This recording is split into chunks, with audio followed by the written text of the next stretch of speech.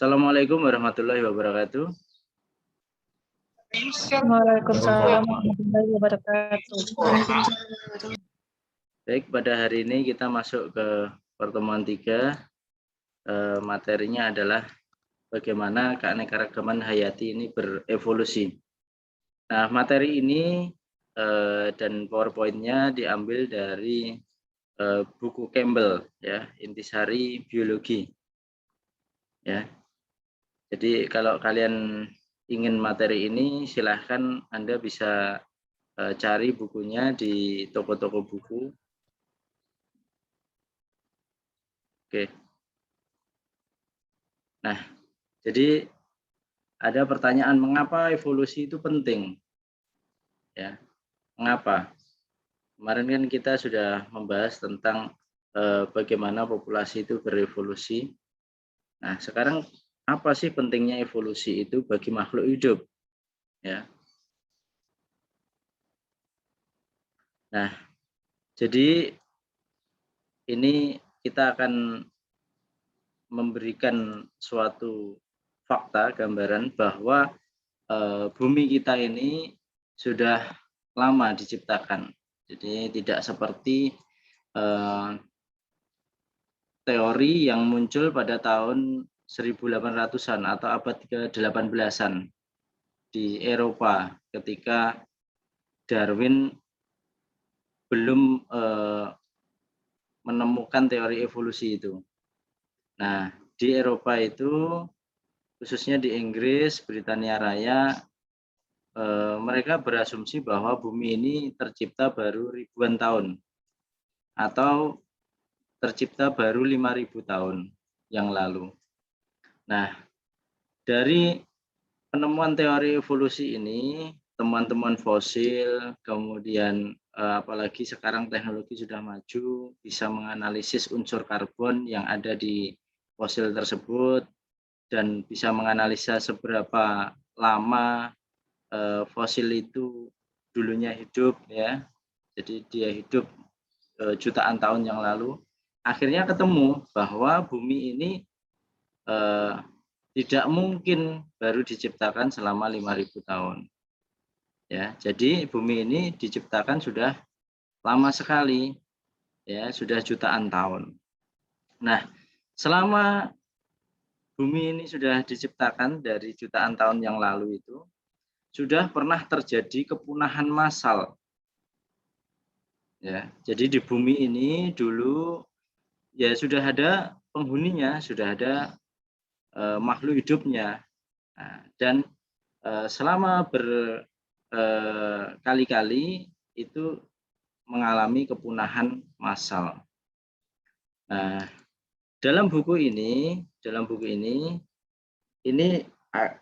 dijelaskan bahwa bumi ini diperkirakan sudah mengalami 5 kali kepunahan massal, atau bisa disebut secara ekstrim mengalami 5 kali kiamat. Ya. Jadi bumi ini sudah pernah kiamat 5 kali. Begitu. Nah, kiamat dalam tanda kutip, ya, dalam tanda kutip pembahasan biologi. Jadi kiamat kepunahan massal dalam hal makhluk hidupnya. Jadi banyak makhluk hidup ini yang punah, yang dulunya itu ada suatu generasi, suatu makhluk hidup yang dulunya itu ada, eksis, jaya, tetapi mendadak punah. Nah, karena apa ya? Banyak faktor. Nah, nanti akan kita jelaskan. Ya. Jadi di sini kita akan membahas kepunahan massal ke-6. Ya, jadi menurut para ilmuwan, bumi ini sudah pernah 5 kali atau 5 periode mengalami kepunahan massal selama 540 juta tahun terakhir ini. Ya. Jadi nggak tahu kalau yang tahun-tahun sebelumnya, jadi jutaan tahun sebelumnya, mungkin 1.000 juta tahun yang lalu itu mungkin sudah banyak lagi, ya, kepunahan massalnya. Tetapi yang bisa ditemukan bukti-buktinya adalah 540 juta tahun terakhir. Ya. Jadi ketika bumi mengalami perubahan, baik ketika bumi terkena hujan meteor, ya. Kemudian ketika bumi itu belum stabil, jadi masih goyang-goyang begitu. Jadi bumi itu rotasinya dulu diisahkan oleh ilmuwan bahwa nggak langsung stabil begini rotasi dan revolusinya. Jadi rotasi perputaran pada porosnya dan perputaran mengelilingi matahari ini belum stabil sekarang ini. Kemudian bumi juga pernah mengalami banjir, ya. Jadi seisi bumi itu banjir dan tenggelam semua. Semua makhluk hidup tenggelam. Diperkirakan 50-90% spesies yang ada di bumi ini mendadak punah, ya, mendadak punah. Jadi lenyap seketika, ya, baik karena ada yang pertama itu hujan meteor, kemudian ada es yang mencair, ya. Jadi bumi tiba-tiba panas sehingga es itu mencair. Nah, makhluk hidup yang sudah nyaman hidup di tempat dingin seketika harus berusaha untuk beradaptasi. Nah, hanya 10% sampai 50% yang bisa beradaptasi. Yang lainnya nggak bisa. Yang nggak bisa beradaptasi itu akhirnya punah. Nah, itulah diantaranya beberapa fosil-fosil makhluk hidup yang ditemukan oleh paleontolog yang ketika dibandingkan dengan spesies sekarang nggak ada yang sama. Nah, diantaranya ada fosil dinosaurus, fosil mamut. Nah, jadi mungkin orang yang belum mempelajari evolusi secara menyeluruh mungkin nggak percayalah dengan dinosaurus, dengan mamut, Jurassic dan lain sebagainya itu. Tetapi ketika kita mempelajari evolusi secara mendalam dan kita mengenal fosil-fosil itu dan dari fakta-fakta bahwa bumi sudah pernah mengalami kepunahan massal selama berkali-kali, ya, yang tercatat dalam biologi ini 5 kali kepunahan dan sekarang menjelang kepunahan ke-6,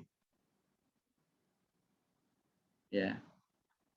Jadi bumi itu terus menyeleksi penduduknya, ya, baik itu manusia, baik itu hewan, tumbuhan, terus diseleksi, ya. Yang sintas, yang bisa beradaptasi, dia akan sintas, dia akan terus hidup dan bisa bereproduksi. Nah, dari reproduksi itu dia mewarisi keturunan dengan sifat-sifat yang telah dimodifikasi, ya. Sifat-sifat yang telah termodifikasi dari hasil adaptasinya itu. Dan itu diturunkan terus kepada jutaan keturunannya. Sehingga lama-kelamaan keturunannya itu juga akan sintas, gitu. Itu pengantar pertama dari mata kuliah ketiga ini. Jadi bumi ini usianya sudah lama, kemudian sudah 5 kali mengalami kepunahan massal. Jadi sekitar 50-90% spesies yang ada di bumi mendadak hilang, punah, ya. Itu tadi ada karena hujan meteor, es mencair, banjir, kemudian gempa, ya, gempa, kemudian letusan vulkanik. Jadi banyak faktor dan selalu berbeda-beda penyebab kepunahan massal itu, ya. Nah, berikutnya laju kepunahan kita saat ini selama 400 tahun terakhir ini mengindikasikan bahwa kita mungkin hidup dalam dan berkontribusi kepada periode kepunahan massal ke-6. Jadi hidup kita ini kita sudah bisa melihat adanya tanda-tanda kepunahan massal yang ke-6.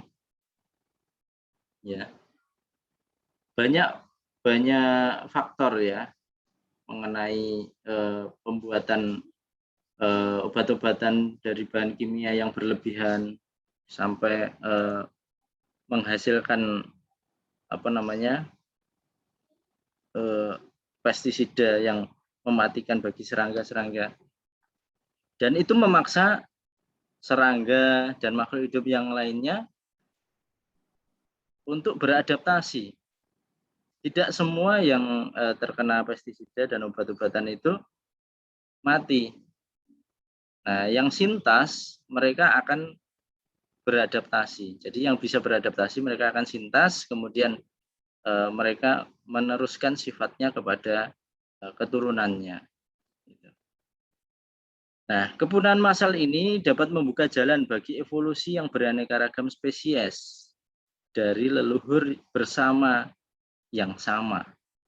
Namun, mungkin butuh waktu jutaan tahun bagi bumi untuk pulih kembali. Jadi ketika sudah punah makhluk hidupnya itu, supaya beraneka ragam seperti sekarang ini, itu butuh waktu jutaan tahun lagi.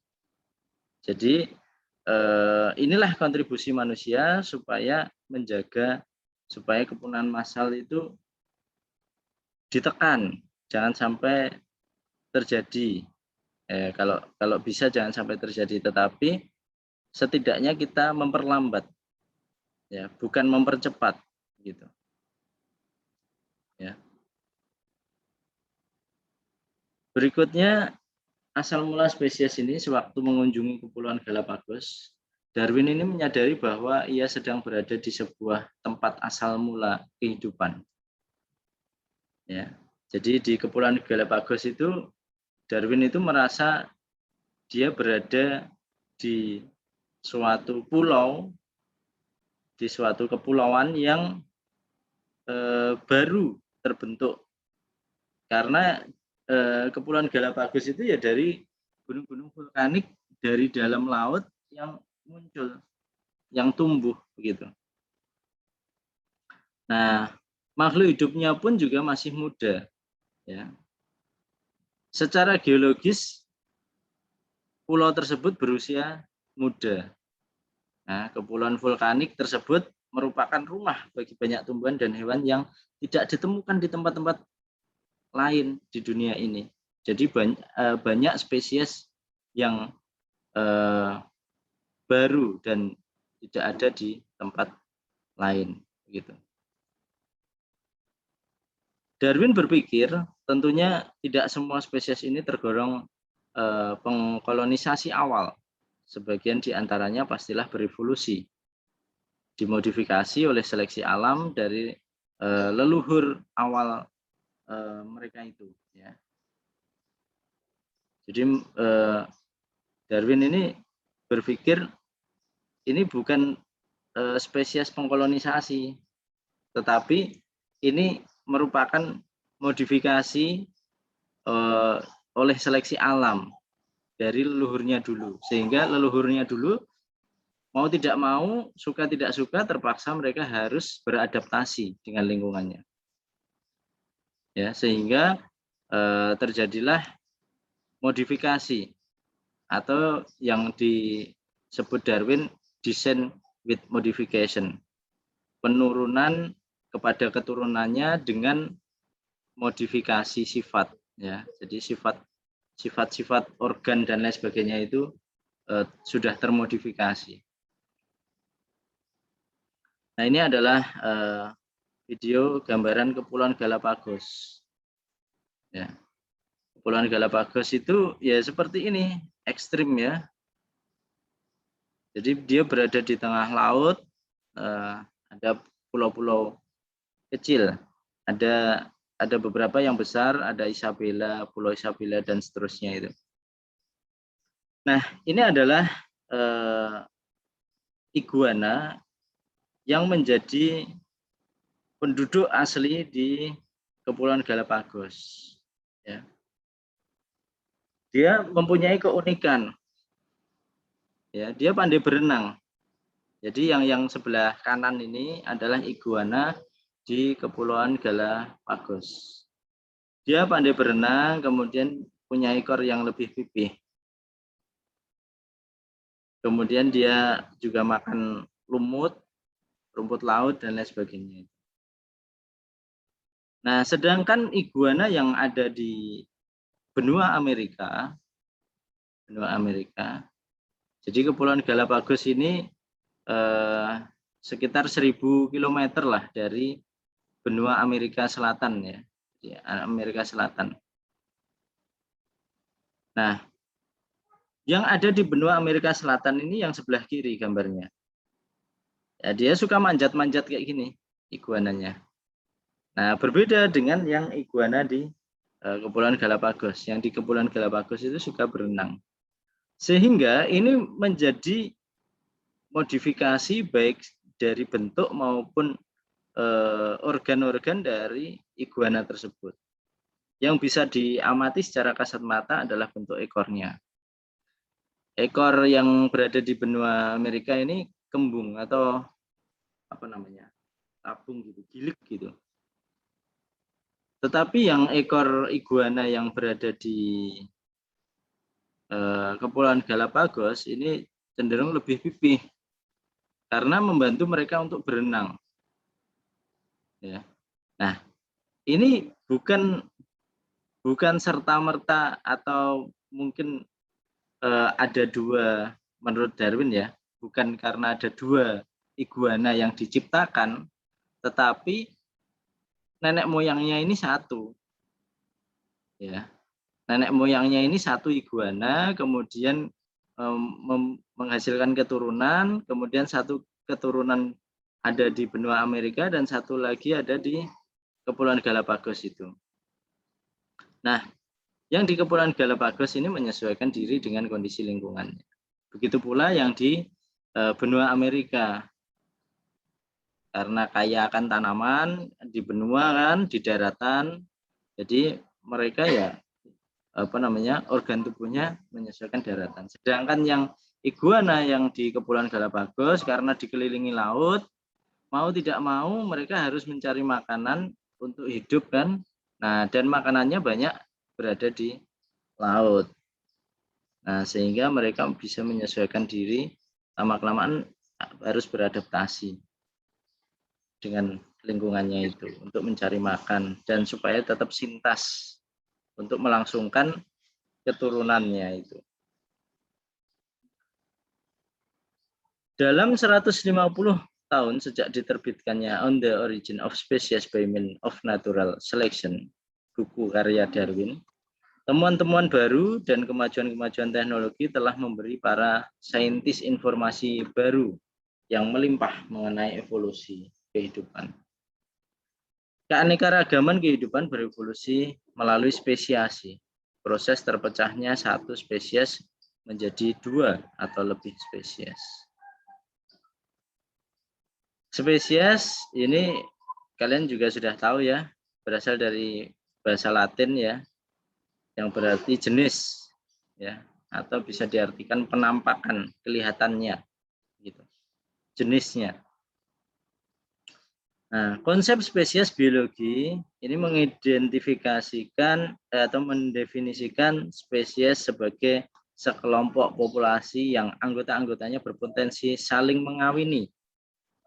Ya, jadi konsep spesies ini mereka mempunyai kemampuan untuk saling kawin, ya, saling mengawini di alam dan menghasilkan keturunan yang fertil. Jadi setelah kawin dia menghasilkan keturunan dan keturunannya itu juga bisa menghasilkan keturunan lagi. Konsep spesies biologis. Ya. Nah, ketika mereka menghasilkan keturunan-keturunannya ini ada yang mempunyai kemiripan dan pasti juga ada yang mempunyai perbedaan. Kenapa? Karena ya namanya kawin itu ya dua individu atau dua makhluk hidup yang mempunyai sifat yang berbeda. Ya kan? Antara yang jantan dan yang betina itu sifatnya berbeda. Nah, sifat itu digabungkan sehingga menghasilkan variasi atau kalau dalam makhluk hidup dinamakan keanekaragaman. Nah, ada kemiripan dan ada perbedaan. Suatu contoh di sini ada burung yang bisa kita lihat di sini ada kemiripan di antara spesies-spesies yang berbeda.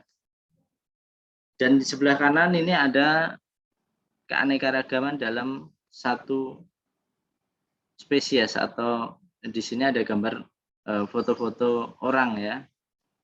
Nah, ini kita sama-sama manusia, tetapi wajah, rambut, bentuk muka, tinggi badan, warna rambut, bentuk hidung, bentuk mata, warna retina dan seterusnya, bentuk bibir, telinga itu berbeda-beda.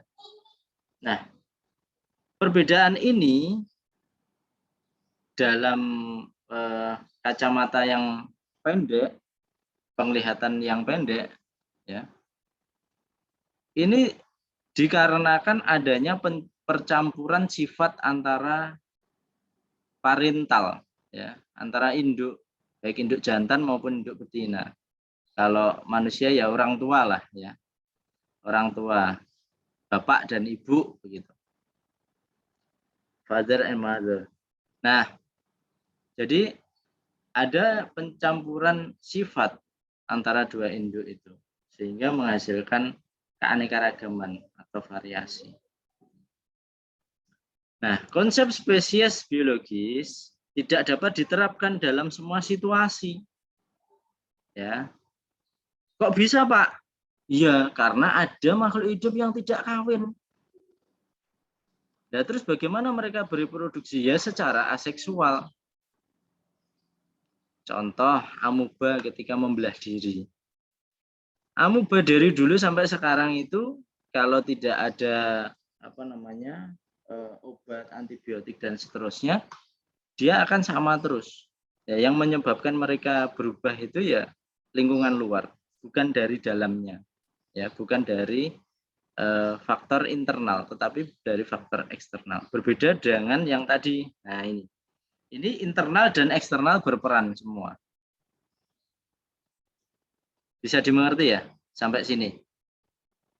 Nah, contoh yang tidak kawin ya organisme aseksual ini. Jadi nggak ada faktor internalnya. Jadi sama terus. Cacing gitu. Cacing kan hermafrodit, dia nggak kawin. Dia bisa menghasilkan telur tanpa kawin. Ya. Sehingga sifat-sifatnya itu relatif sama. Ya. Cenderung sama gitu. Anak cacing dengan induknya cacing. Ya, cacing kalau bertelur, telurnya itu namanya kokon ya. Kokon kalau menetas menghasilkan anakan cacing itu. Kemudian ketika mereka dewasa, ya sama lagi sifatnya. Beda dengan burung, beda dengan kambing, beda dengan tanaman yang mengalami penyerbukan. Nah, ini akan berbeda. Dan konsep spesies biologis ini tidak bisa diterapkan dalam semua situasi, termasuk fosil. Karena kita nggak bisa lihat proses perkawinannya. Ya, fosil kan ya tinggal sisa-sisa organisme yang telah menjadi fosil itu. Bisa sisanya itu karena yang sisa itu tulang. Bisa fosilnya itu berupa cetakan saja. Jadi ketika mereka terkubur, kemudian membuat cetakan, jasadnya ini sebenarnya sudah habis, tetapi meninggalkan cetakan yang dialiri oleh air, dan air itu mengendapkan mineral, sehingga terjadilah cetakan itu. Nah, fosil itu bisa hanya berupa cetakan, contoh jejak kaki, atau cetakan tubuh makhluk hidup yang sebenarnya tubuhnya makhluk hidup ini sudah habis, sudah hilang, sudah terurai sepenuhnya, tetapi meninggalkan cetakan itu. Bisa juga berupa feses atau kotoran. Dan ada yang beruntung, kadang itu ada cetakan, ada fosil yang utuh. Contohnya fosil serangga yang pernah ditemukan terkubur dalam ember atau getah tanaman. Jadi serangga itu kena getah tanaman sehingga sampai sekarang itu utuh. Itu serangga purba. Dan kelihatan berbeda sekali dengan serangga sekarang ini. Nah, apa itu spesies? Biolog juga bisa mendefinisikan spesies ini berdasarkan ciri fisik yang bisa diukur. Jadi berdasarkan ciri fisik besar kecilnya itu juga bisa menjadikan para ilmuwan untuk membedakan antara spesies satu dengan spesies lainnya. Kemudian bisa berdasarkan atas data molekuler, ya, atau sebagai kelompok terkecil individu yang memiliki leluhur yang sama membentuk cabang pada pohon kehidupan. Jadi adanya perbedaan-perbedaan baik morfologi maupun fisiologi itu bisa menjadi dasar bahwa spesies itu berbeda. Nah, berikutnya sebenarnya ketika makhluk hidup itu hidup, kemudian mereka mau kawin, setelah dewasa mereka kawin untuk meneruskan keturunannya, ya. Sebenarnya mereka itu jalannya tidak mulus, ya. Ketika menemukan pasangan, ketika mau mencari jodoh, mereka itu juga ada hambatan. Jadi jangan berpikir manusia saja yang ada hambatan dalam mencari jodoh atau ada rintangan dalam mencari jodoh. Hewan itu pun juga ada rintangan atau perintang yang dinamakan, kalau dalam bahasa biologi namanya sawar. Ya. Sawar ini adalah perintang reproduksi. Ya. Jadi definisinya, ya, apapun yang mencegah individu-individu dari spesies-spesies yang berkerabat dekat mengawini individu lainnya. Jadi ada penghalangnya. Penghalangnya apa, Pak? Ya banyak faktor. Bisa karena bentuk tubuhnya dia sendiri. Bentuk tubuhnya dia sendiri. Contoh, yang jantan terlalu besar, yang betina terlalu kecil. Sehingga hewan tersebut nggak bisa kawin. Itu juga termasuk sawar. Bisa juga karena hewan lain, ya, hewan lain. Contoh, kita bisa melihat ayam atau unggas lainnya, ya. Ketika mau kawin diganggu sama ayam lainnya atau itik lainnya. Nah, itu juga namanya sawar atau perintang reproduksi, ya. Bisa juga karena tempat, ya. Tupai yang hidup di bukit satu dengan bukit lainnya nggak bisa ketemu, ya, terbatas oleh jarak dan waktu. Nah, sehingga nggak bisa ketemu. Nah, itu juga dinamakan dengan sawar. Nah, untuk lebih jelasnya kita Bisa lihat di sini. Sawar di sini bisa dibedakan menjadi sawar prazigotik dan ada sawar pasca zigotik. Ya. Sawar prazigotik ini bisa terjadi karena isolasi temporal, isolasi habitat. Ya, jadi tempatnya berbeda, nah suhunya berbeda, satu di kutub, satu di gurun. Nah ini kan nggak bisa ketemu. Atau kalau ditemukan tempatnya nggak cocok, sawar habitat. Ya, sehingga mereka tidak bisa bertemu dan tidak bisa kawin.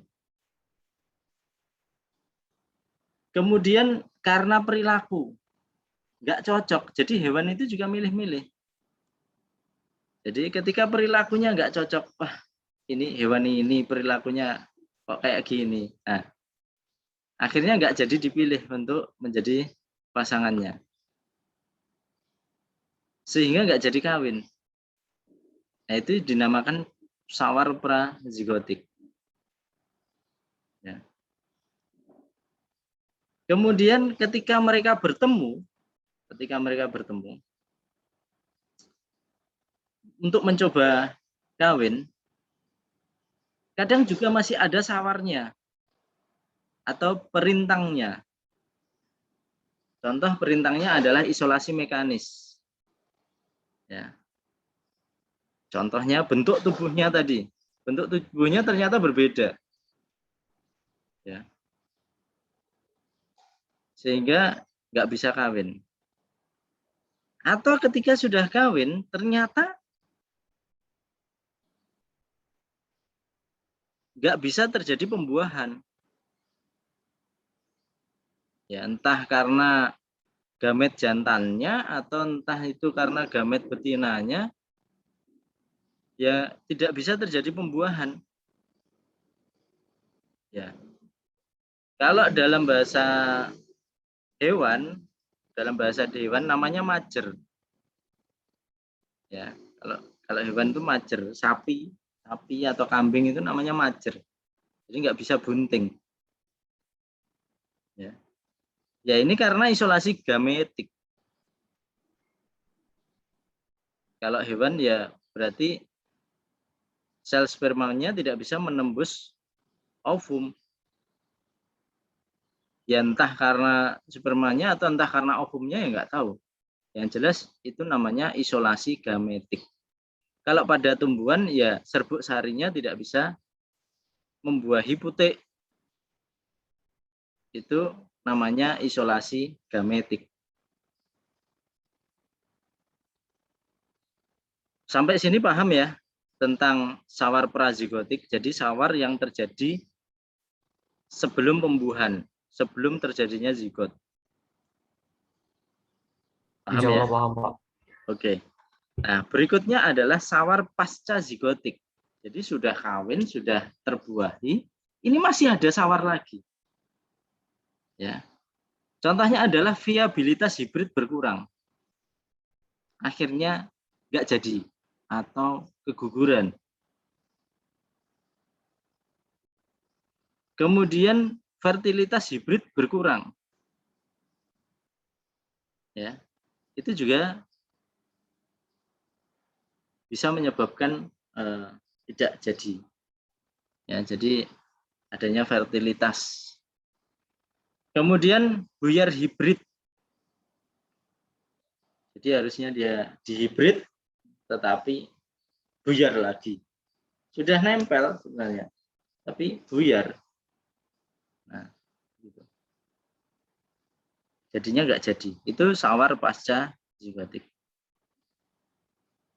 Nah, kemudian kalau keturunan itu bisa lahir dan hidup, fertil, berarti mereka bebas dari sawar. Atau sebenarnya ada sawar, tetapi mereka berhasil untuk melewati sawar-sawar tersebut. Oke, dari sini ada yang mau ditanyakan sebelum saya lanjut?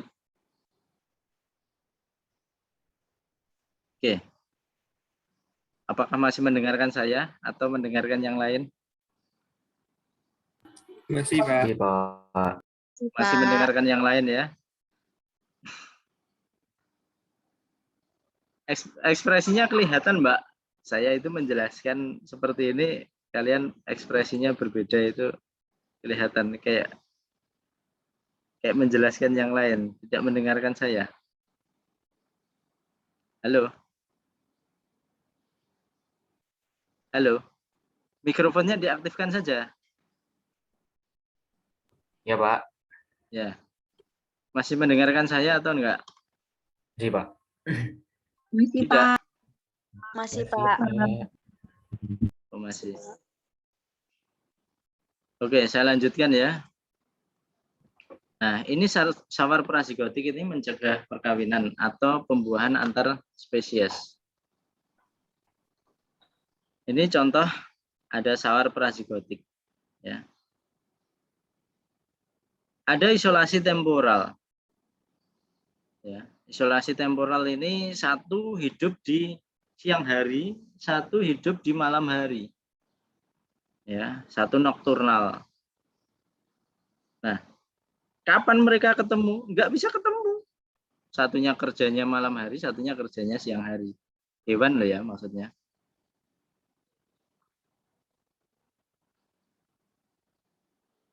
Nah, ini contohnya ini. Ini hewan apa ini yang bisa Anda lihat ini? Halo. Sepertinya nggak nyimak ya. Halo. Ada siput, Pak. Ada siput, anak Oke, laut. yang isolasi temporal ini loh. Isolasi temporal ini hewan apa? Nah, kan nggak nyimak kan? Hah? Sigung.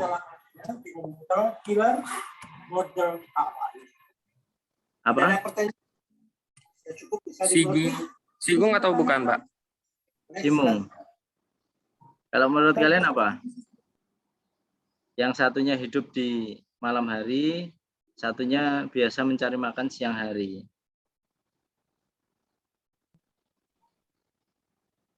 Nah, itu termasuk isolasi temporal ya. Jadi kebiasaan mereka mencari makan. Yang satu kalau siang hari tidur, kalau yang satu tidurnya malam hari. Jadinya nggak ketemu. Berikutnya adalah isolasi habitat. Isolasi habitat. Ya. Oke. Isolasi habitat di sini bisa Anda lihat ini ada habitat ular. Ya. Itu Mas Putra. Mat Putra. Iya, Pak. Ya. Ini ada isolasi habitat. Ada ular yang hidup di air dan ada yang hidup di darat. Sehingga habitatnya ini berbeda. Nah, ini juga merupakan sawar prazigotik. Kemudian ada isolasi gametik. Jadi sel gametnya ini berbeda sehingga tidak bisa terjadi pembuahan. Contohnya adalah bulu babi ini. Ya. Kemudian ada isolasi mekanis siput. Contohnya siput ini. Dia nggak bisa kawin karena bentuk tubuhnya nggak cocok, mungkin berbeda. Ya. Kemudian isolasi perilaku. Ini ada hewan namanya bubi. Bubi ini kakinya biru, ya, kakinya biru.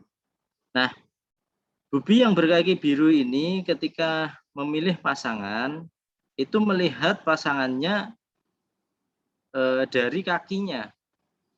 Semakin biru kaki bubi yang lain itu semakin menarik bagi mereka. Nah, itu perilaku, contoh perilaku. Ya. Oke. Berikutnya ini sawar prazigotik ya. Tadi ada 5 ini. Temporal, habitat, perilaku, mekanis, dan gametik. Nah, ini adalah video albatros ya. Albatros. Nah, ini juga termasuk perilaku ya, perilaku.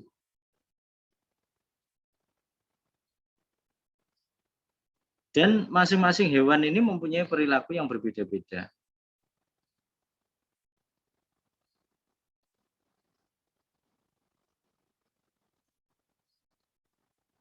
Kemudian ini ada bubi ya. Bubi. Ini mereka itu melihat-lihat kakinya.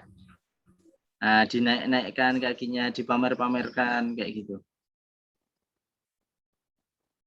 Mereka pamer kaki. Semakin biru kakinya, semakin menarik bagi pasangannya itu.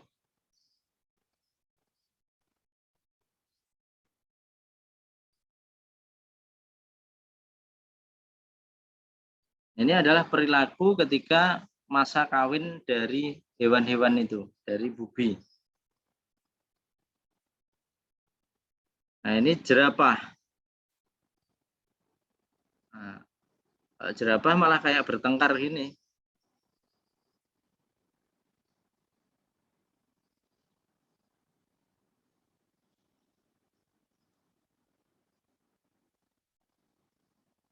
Nah, berikutnya adalah sawar pasca zigotik. Ini beroperasi bila perkawinan antar spesies ini benar-benar terjadi dan menghasilkan zigot hibrid.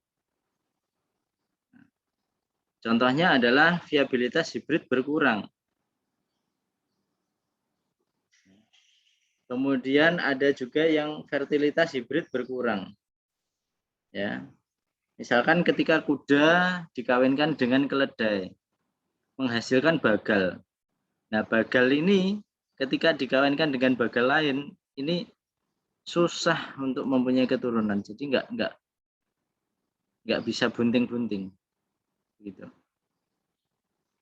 Kemudian padi ini juga bisa buyar hibrid, ya. Jadi nggak ada isinya begitu. Kemudian ini tokek, gecko, ya. Viabilitas hibrid berkurang. Nah, ini ada 3 ini ya tadi. Salah satu peristiwa kunci dalam kemunculan banyak spesies terjadi ketika sebuah populasi entah bagaimana terputus hubungan dari populasi-populasi lainnya dalam spesies asal. Spesies dapat terbentuk melalui spesiasi. Ya. Spesiasi ada 2. Ada alopatrik dan ada simpatrik. Alopatrik ini di mana halangan awal terhadap aliran gen adalah sawar geografis yang secara fisik memisahkan populasi tersebut. Sedangkan spesiasi simpatrik ini munculnya spesies baru tanpa isolasi geografis. Proses-proses geologis bisa memecah atau membeda-bedakan satu populasi menjadi 2 populasi atau lebih, ya, yang terisolasi di tempat-tempat berbeda sehingga menghasilkan spesiasi-spesiasi, perbedaan-perbedaan yang dulunya padahal mereka itu sama, dari keturunan yang sama, bentuknya sama, warnanya sama, makanannya sama. Kemudian karena adanya proses-proses geologis, entah itu karena gempa, entah itu karena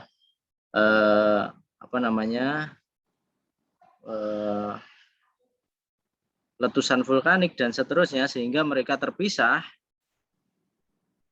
Nah, ketika mereka terpisah akibatnya tempatnya berbeda, makanannya berbeda, lingkungannya berbeda, suhunya berbeda sehingga menjadikan mereka bervariasi. Padahal dulunya sama. Nah, proses geologis ini sangat berkontribusi terhadap spesiasi alopatrik.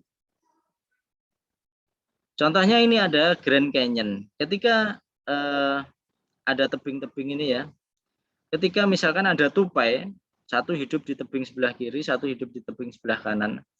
dia sudah akan mengalami lingkungan yang berbeda, baik makanan, air, kelembapan, suhu, angin, terik matahari, kesuburan tanah, kemudian predatornya juga sudah berbeda-beda.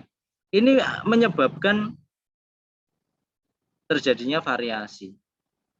Nah, contohnya ini ada, ini apa ini? Chipmunk. Ya. Ada chipmunk ya. Pernah lihat filmnya Alvin and the Chipmunk? Kenapa? Ya, Pak. Nah, ini ada tupai. Ya, ada tupai yang tinggal di tebing di Grand Canyon yang berbeda dengan tupai yang lainnya. Ini juga menjadikan spesies mereka itu jadi berbeda. Yang satu dinamakan harisi, yang satu dinamakan leucurus. Ya, karena kurus dinamakan leucurus. Yang satunya gemuk. Ya.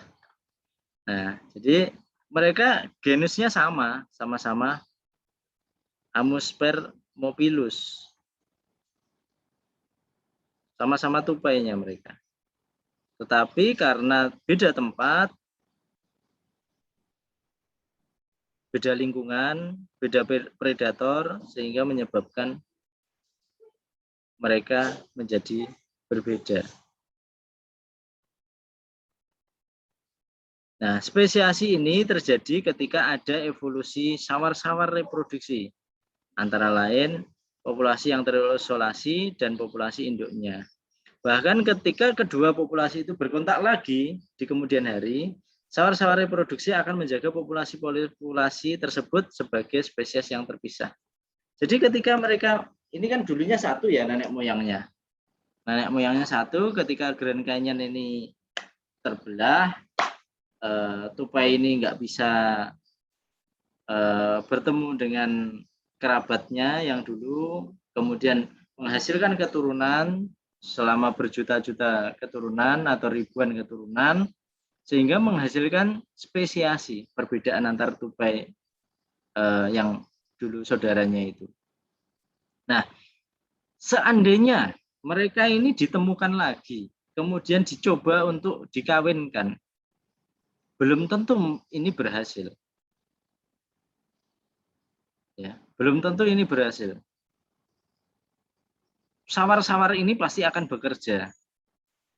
Entah sawar perilaku, mereka jadi ribut, jadi berkelahi antar tupai ini yang ditemukan, atau sawar yang lainnya, ya. Mungkin dari bentuk tubuhnya, yang satu besar, satunya kecil, atau mungkin dari gametnya. Gametnya sudah mengalami perubahan, sehingga ketika terjadi pembuahan nggak cocok. Bisa juga seperti itu. Ya. Nah, ini adalah suatu gambaran terjadinya spesiasi. Ya, ada yang terjadi spesiasi. Dulunya ini sama, ya. Dulunya dia spesies yang sama. Kemudian dia terpisah, ya, dan menjadi populasi alopatrik karena adanya sawar geografik, ya, atau sawar bukit. Bukit ini juga bisa menjadi sawar, satunya ke kiri, satunya ke kanan. Akhirnya nggak ketemu, dan lingkungannya berbeda. Lingkungan sebelah belakangnya bukit dan depannya bukit ini berbeda. Tingkat kesuburan, suhunya, anginnya, airnya, predatornya, semuanya berbeda, sehingga menjadikan berbeda. Ketika mereka dipertemukan lagi, populasinya menjadi populasi simpatrik. Ini ada dua kemungkinan. Yang pertama, kemungkinannya mereka bisa saling mengawini, yang satunya mereka tidak bisa saling mengawini. Kalau bisa mengawini, berarti tidak ada spesiasi. Karena lungkang gennya menyatu lagi. lungkang gen, perbedaan gennya itu bisa menyatu lagi. Tetapi kalau populasi ini tidak bisa saling mengawini, berarti spesiasi ini telah terjadi. Dan karena adanya lungkang gen tadi. Oke, dari sini ada yang mau ditanyakan? Silahkan. Kalau tidak ada, mungkin saya cukupkan untuk pertemuan hari ini. Mungkin kalian ada kuliah lagi ya setelah ini? Ada nggak? Ada, Pak. Ya, jam berapa?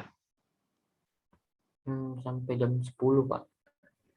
Mulainya jam 10. Jam 7:30, Pak, yang masih tabrakan, Pak. Hah? Yang mata kuliah yang tabrakan, Pak. Sampai jam 10. Oh, sampai jam 10. Oke, begitu saya cukupkan untuk pertemuan hari ini. Pak, nanti PPT-nya bisa dimasukin ke LMS ya, Pak? Untuk PowerPoint ini kan sebentar. PowerPoint ini kan dari apa namanya?